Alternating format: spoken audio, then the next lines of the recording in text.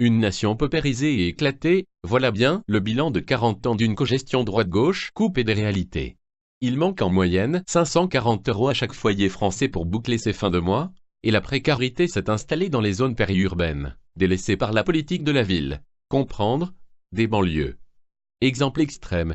Les investissements publics dans le quartier des Hautes-Noisvilliers-sur-Marne, Val-de-Marne, sont 1000 fois supérieurs à ceux destinés à un quartier modeste de la périphérie de Verdun, Meuse, habité par des petits blancs.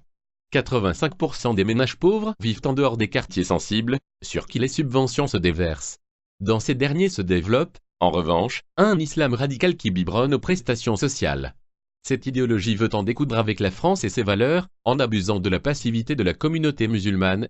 L'ombre d'une guerre civile s'épaissit.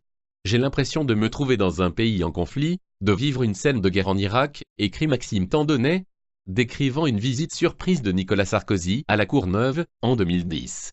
Dans le commissariat, des centaines d'armes de guerre confisquées, Kalachnikov, lance-roquettes, grenades, etc.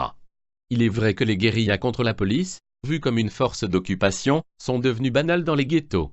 S'y recrutent les centaines de jeunes djihadistes envoyés en Irak. Leur haine de l'Occident rend leur retour indésirable, d'autant que le risque d'attentat est au plus haut. Le refus de vivre ensemble passe aussi par un séparatisme identitaire affiché, et par une envolée des actes antisémites, qui ont augmenté de 91%. Les chrétiens suivront. De ces désastres, prédits en vain par les lanceurs d'alerte, les Français doivent s'extraire d'Ardar.